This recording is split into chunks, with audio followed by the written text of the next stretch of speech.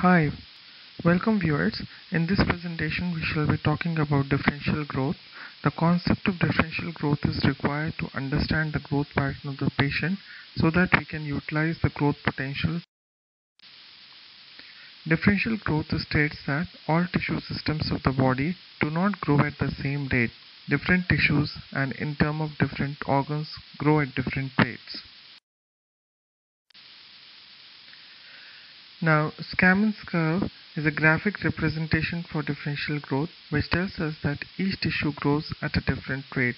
The growth of the neural tissue is nearly completed by 6 to 7 years of age, and the growth of the general body tissue, which includes the muscles, bones and the viscera, show a S-shaped curve having slow rate of growth during childhood and accelerated growth during puberty. Let us study this graph. This graph shows the percent of adult size on the y-axis and the timeline, that is from birth to 20 years of age, on the x-axis. The lymphoid tissue grows to 200% by the age of 10 years, and then slowly it regresses to 100% by the age of 20.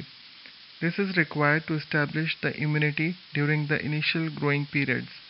If we study the growth pattern of the neural tissue, we can see that the growth is almost completed by 10 years of age, and the general tissue follows a more sigmoid growth pattern, whereas the genital tissue does not start growing till the pubertal growth spurt has been achieved.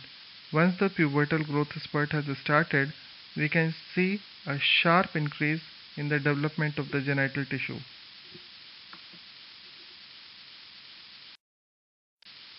There is another concept of differential growth that is called a cephalocaudal gradient of growth. It represents the changes in the overall body proportions during the normal growth and development.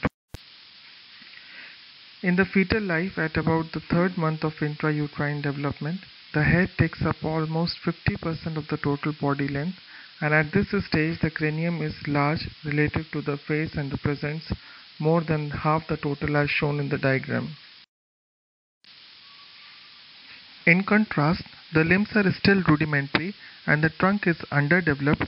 By the time of birth, the trunk and the limbs have grown faster than the head and face, so that the proportion of the entire body devoted to the head has decreased to about 30%.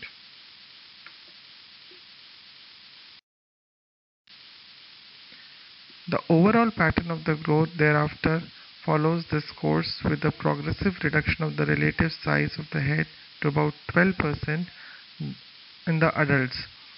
The cephalocaudal gradient of the growth simply means that there is an axis of increased growth extending from head towards the feet.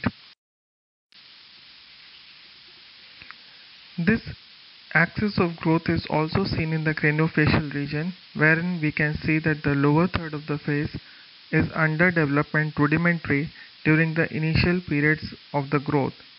As the child grows, the lower third of the face starts increasing in length and becomes almost 1/3 of the total vertical facial height of the patient. Thank you for listening. If you like the video, please subscribe.